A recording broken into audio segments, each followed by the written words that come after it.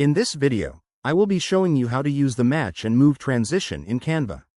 Let's get started. From the Canva homepage, I open up my existing project.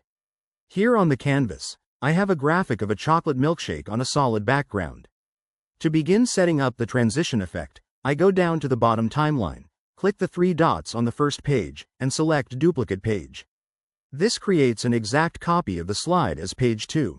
Now with page 2 selected, I open the Elements tab on the left panel. I select a chocolate splash graphic from my recently used elements and place it onto the canvas.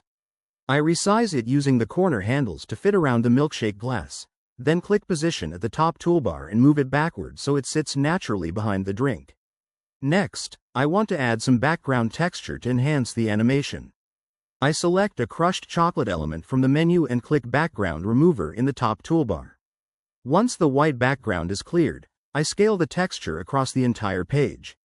Then, I adjust the transparency slider down to blend it softly into the background and send it backward.